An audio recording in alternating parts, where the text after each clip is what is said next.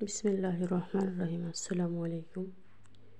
কেমন আছো সবাই? আশা করছি আল্লাহর অশেষ রহমতে সবাই ভালো আছো। আলহামদুলিল্লাহ, আল্লাহ পাক আমাদেরকেও অনেক ভালো রেখেছেন। শুরু করছি আর একটা নতুন ব্লগ ভিডিও। আশা করছি ভালো লাগবে। সেই ভাইরাল পেঁয়াজ ডিমের কাকলেট বানালাম, বা চপ বলতে পারো। আর এইখানে সসেস দিয়ে আমি রোল বানিয়ে নিচ্ছি। ভিডিওটা বড় হবে বলে অনেকটাই কেটে সেটে দিছি, সবটা দেয়া হয়নি। আর রমজান মাসে তো অনেকেই সবাই যারা আমরা মুসলিম চেষ্টা করি কোরআন তেলাওয়াত এবং নামাজ রোজা দোয়া দুরুদে মুগ্ধ থাকার জন্য। আর এগুলি আমার খালাম্মা বানাইছে, মারুয়া সাজিয়ে দিচ্ছে। এই প্লেটগুলি কিন্তু একদম চাঁদের মতো বাঁকা, এরকম করেই আর কি এগুলি বানানো হয়েছে। আর এগুলিতেই রাত্রে যেমন ইফতারের সময় এগুলিতেই খাওয়া হয়। সেই চপগুলি বানিয়েছি, খেতে খারাপ হয়নি, ভালোই হয়েছে। আর আমি প্রথম যেহেতু বানিয়েছিলাম, আমার বানাতে একটু কষ্টই হয়েছে, কারণ হাতে খালি লেগে যায়। একটু আদা রসুনের পেস্ট এবং মরিচ হালকা দিয়েছি। সব কিছু দিয়েই আর কি মশলাপাতি গুঁড়ো মশলা সব কিছু দিয়ে মাখিয়ে নিচ্ছি। এখন মাখিয়ে তারপরে বেসন ঢেলে নিচ্ছি, অল্প অল্প করে বেসন দিয়ে মাখিয়ে নেব। এভাবে করেই মাখিয়ে নিচ্ছি, কিন্তু আমারটা কেমন জানি আঠালো বেশি হয়ে গেছে, কারণ আমি কখনো বানাইনি তো বুঝতে পারিনি। তাও যা হয়েছে আলহামদুলিল্লাহ, সবাই তো খুব মজা করে খেয়েছে, আমিও খেয়েছি। অল্প অল্প করে আমি মাখিয়ে নিচ্ছি। আসলে সকাল সকাল কোরআন তিলাওয়াত করলে ভালো লাগে, কিন্তু কার কেমন লাগে আমি জানি না। এক পারা পড়ার পরে আর জানি পড়তে ইচ্ছা করে না। ঠেলে ঠুলে অনেক কষ্ট করে তারপরে পড়তে হয়। আরও যদি পড়ি, যেমন কালকে ভালোই পড়েছিলাম, প্রায় 1.5 পারার মতো মনে হয়, কিন্তু ভালো লাগে না বেশি পড়তে। আর কোরআন পড়ার নিয়ম হচ্ছে, যতক্ষণ তোমার ভালো লাগবে ততক্ষণ তুমি পড়বা, ভালো লাগবে না তুমি পড়বা না, পরে পড়বা আবার ভালো যখন লাগবে। দেখো আমি কত কষ্ট করে বানাইতেছি। মানুষ যেমনি দেখি যে খুব সহজভাবে বানায়, আমি কিন্তু তেমন সহজভাবে বানাইতে পারি না আসলে এই জিনিসগুলি। আর আমার হাতের অবস্থা, অনেক জায়গায় খালি পোড়া লাগে, কি করব, পাতিলের সাথে লাগে, ওভেনের সাথে লাগে, যেইখানে লাগে সেইখানেই তো পোড়ে। আর অনেক কিছুই মনে থাকে না, অনেক সময় দেখা যায় কি আমি গরম পাতিলটাও ধরে ফেলি।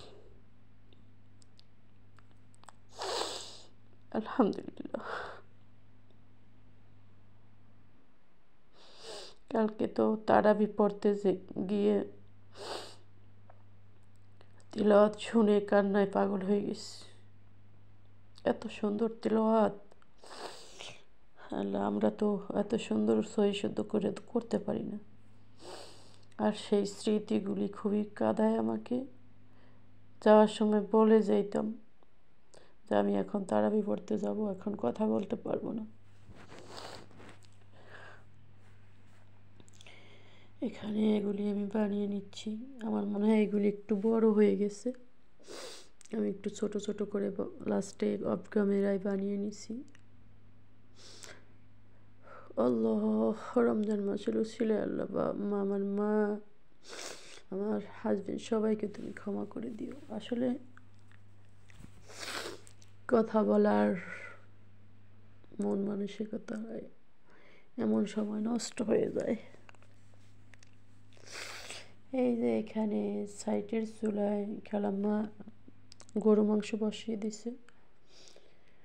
আজকেও কালা ভুনা করবে, কিন্তু আমি এটা ভিডিও করিনি, ভালো লাগে না করতে। সব সময় আসলে এক একদিন একদম ভিডিও করতে ইচ্ছেই করে না, ভয়েস ওভার করতে ইচ্ছা করে না, অনেক কিছু ইচ্ছা করে না, কিন্তু তারপরও করছি। কি করব, যেহেতু একটা চ্যানেল খুলেছি, দেখি আল্লাহ পাক কেমন কতটুক আগাতে দেয়। এই যে এখানে আমি ডিমের চপগুলি ভেজে নিচ্ছি।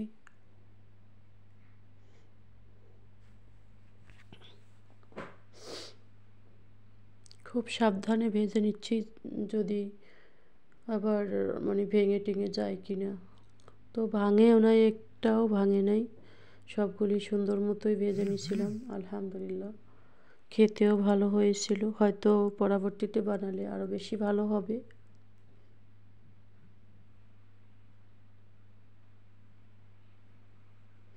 ভিডিও ছোটোই করতে চাই, কেমনে জানি একটু বড় হয়ে যায়। রমজান মাস, সবাই দোয়া দরুদ রোজা নামাজ করার কারণে বড় বড় ভিডিও নিজেরও দিতে ভালো লাগে না। এক এক করে আমি সবগুলি ভেজে নিচ্ছি।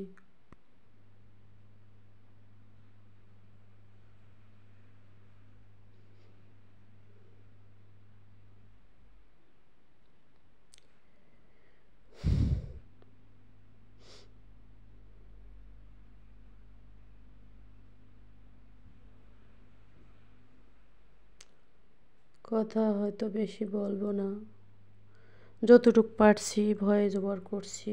আলহামদুলিল্লাহ, দেখতে থাকো তোমরা। আসলে অনেকে অনেক বড় বড় ভিডিও দেয়, কিন্তু এত বড় ভিডিও ওয়াচ করা সম্ভব হয় না। কি করব। আর এখানে গাছ থেকে কিছু শাক দেখি যে ভালোই বড় বড় হয়েছে, কেটে এনে তারপরে আমি ছোট মাছ দিয়ে হাতে মাখিয়ে রান্না করে নেব।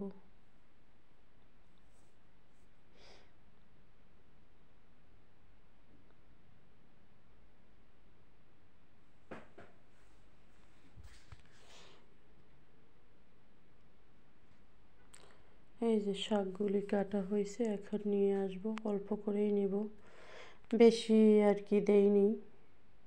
এই যে বেসিনে রেখে এখন কেটে কুটে মাছের ভিতরে দিয়ে দিছি। আদা রসুন আর গরম মশলার গুঁড়ো কিছু দিয়ে দেব, হলুদ মরিচের গুঁড়ো এগুলোও দিছি, কাঁচামরিচ আর পেঁয়াজ দেব, দিয়ে ভালোভাবে মাখিয়ে রান্না করব।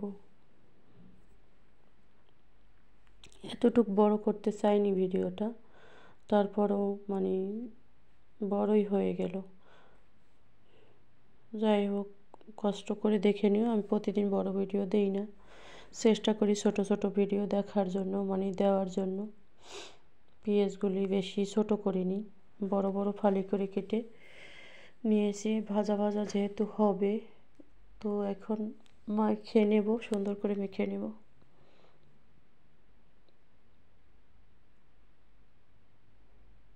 আসলে ফ্রাই প্যানটার নিচটা কেমন জানি একটু উঁচু, তো যার জন্য ঘুরছে, ঘুরুক, সমস্যা নেই।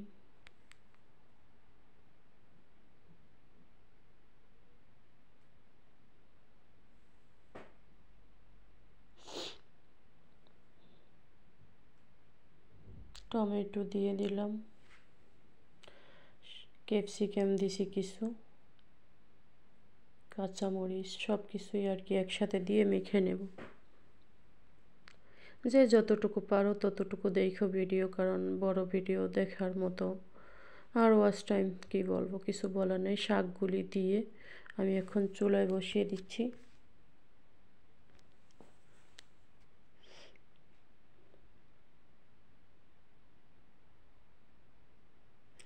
এই যে আজকের ভিডিও এই পর্যন্তই। সবাই ভালো থেকো, সুস্থ থেকো। আসসালামু আলাইকুম ওয়া রাহমাতুল্লাহ।